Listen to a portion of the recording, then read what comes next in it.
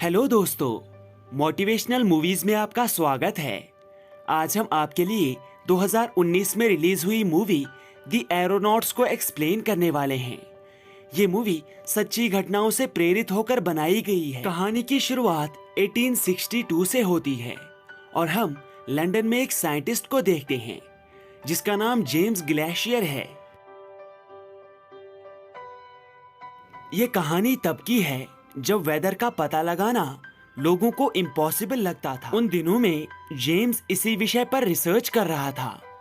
अपनी रिसर्च के हिसाब से उसे पता चल चुका था कि वेदर का पता लगाया जा सकता है, बट अब जेम्स के लिए इस थ्योरी को प्रूव करने की जरूरत थी।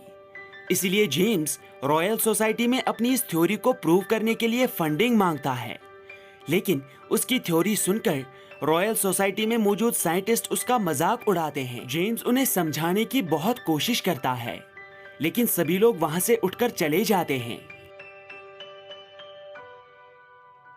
इवन कि जेम्स के माता पिता को भी जेम्स पर यकीन नहीं था, इसलिए वो उसे इस रिसर्च को बंद करने के लिए कहते हैं। लेकिन जेम्स ने डिसाइड कर लिया था कि वो इस रिसर्च को प्रूव करके ही रहेगा। यहाँ सीन एक लड़की की तरफ मुड़ता है। इस लड़की का नाम अमेलिया है और वो एक पायलट है। कुछ टाइम पहले एक बैलून उड़ाते समय अमेलिया के हस्बैंड पियरे ने एक हादसे की वजह से बैलून से कूदकर सुसाइड कर लिया था ताकि वो अमेलिया की जान बचा सके। इस हादसे के बाद से अमेलिया बहुत उदास और बहुत अकेली रहती है। एक दिन अमेलिया और उसकी सिस्टर को एक पार्टी में आने के लिए इनविटेशन मिलता है। अमेलिया इस पार्टी में जाने के लिए तैयार नहीं थी, लेकिन अपनी सिस्टर के बार बार इंसिस्ट करने पर वो इस पार्टी में चली जाती है और इसी पार्टी में उसकी मुलाकात जेम्स ग्लेशियर से होती है। जेम्स अमेलिया से कहता है कि वो एक साइंटिस्ट है और वो अपनी थ्योरी को प्रूव करने के लिए आसमान में जाना चाहता है और वो चाहता है कि अमेलिया उसके बलून को पायलट करे। अमेलिया भी अपने पति की मौत को भुलाना चाहती थी, इसलिए वो जेम्स को इस एडवेंचर पर चलने के लिए हाँ कर देती है। इसके बाद से जेम्स फंडिंग रेज करके अपने बलून को बनाने में लग जाता है। इस कार्य में उसे कई दिन लग जाते हैं और अब आखिरकार उनका बलून बनकर तैयार हो जाता है और आज अमेलिया और जेम्स आसमान में जाने वाले हैं। जेम्स ने जो बैलून बनाया था ये दुनिया में अब तक का सबसे बड़ा बैलून था। अपनी रिसर्च को प्रूव करने के साथ साथ जेम्स और एमिलिया 35,000 फीट की ऊंचाई तक जाकर एक और रिकॉर्ड तोड़ने वाले थे, क्योंकि आज तक सबसे ज्यादा ऊंचाई पर जाने वाला बैलून सिर्फ 23,000 फीट तक गया था। इसलिए जेम्स और एमिलिया के इस एडवेंचरस जर्नी को देखने के लिए दुनिया के हर एक कोने से लोग आए थे।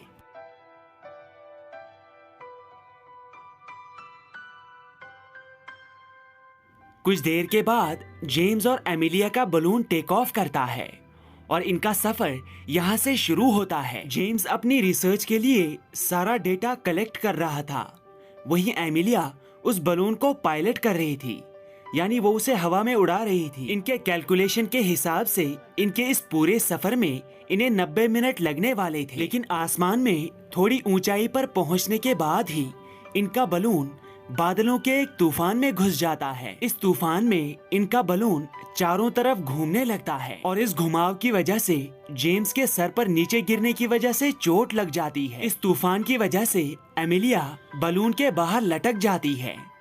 बहुत मेहनत करने के बाद जेम्स एक रस्सी की मदद से उसे वापस बलून के बास्केट में लाता है। कुछ देर के बाद जब ये लोग तूफान से बाहर निकलते हैं तो इनका बलून स्टेबल हो जाता है, यानी उसका घुमाव रुक जाता है।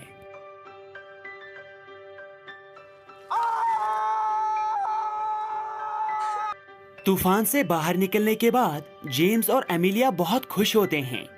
एमिलिया जेम्स के सर पर लगी हुई चोट में दवाई लगाती है। अभी इनका सफर बहुत अच्छे से चल रहा था। जेम्स इस सफर का सारा डेटा अपनी डायरी में लिख रहा था। जेम्स की वेदर प्रेडिक्शन की थ्योरी सच होते हुए नजर आ रही थी। अभी तक इनका बलून जितनी ऊंचाई पर पहुंचा था या अभी तक इनके साथ जो कुछ भी हुआ था वो सब कुछ जेम्स एक कागज पर लिखकर एक कबूतर पर बांध देता है और उस कबूतर को नीचे भेज देता है ताकि नीचे मौजूद उसके लोगों को पता चल सके कि अभी जेम्स और एमिलिया कितनी ऊंचाई पर हैं। आसमान में धीरे धीरे ऊपर जाने पर ठंडी भी बढ़ने लगती है। जेम्स और एमिलिया को सर्दी महसूस होने लगती है, लेकिन जेम्स अपने साथ गर्म कपड़े नहीं लाया था। इसलिए एमिलिया बलून को नीचे ले जाने की जिद करती है, लेकिन जेम्स के इरादे बहुत बड़े थे। वो एमिलिया को ऐसा करने से मना कर देता है। थोड़ी देर तक और ऊपर जाने के बाद जेम्स और एमिलिया 35,000 फीट की ऊंचाई पर पहुंच जाते हैं। इनके बास्केट में अब बर्फ जमा होने लगती है, इसलिए जेम्स अपना डाटा एक कबूतर पर बांधकर उसे नीचे फेंक देता है। अब एमिलिया बलून को नीचे ले जाने लगती है, लेकिन जेम्स का मन अभी भी नहीं भरा था। वो अभी भी एमिलिया को रोकने की कोशिश कर रहा था। कुछ देर के बाद ठंड की वजह से जेम्स की तबीयत खराब होने लगती है। उसकी तबीयत देखकर एमिलिया बलून को नीचे ले जाने का फैसला करती है। वो बलून का लिड खोलने की कोशिश करती है ताकि गैस बाहर जाए और वो लोग नीचे जाना शुरू करें, लेकिन उस लिड के ऊपर बर्फ जम चुकी थी। वो खुल ही नहीं रहा था और उनका बलून लगातार ऊपर की तरफ जा रहा था। एमिलिया बहुत देर तक बलून के टॉप को खोलने की कोशिश करती है, लेकिन हर एक कोशिश करने के बाद भी वो नाकाम हो जाती है। अब उसके पास सिर्फ एक रास्ता बच जाता है। उसे बलून के ऊपर जाकर लिड पर से बर्फ हटानी होगी। उसके बाद उसे अपने हाथों से खोलना होगा। हालांकि फ्रॉस्ट बाइट के कारण उसकी उंगलियां जम चुकी थी और ऊपर जाना खतरे से खाली नहीं था। इससे उसकी जान भी जा सकती थी, लेकिन फिर भी वो ये जोखिम उठाती है और बलून के ऊपर चढ़ने लगती है।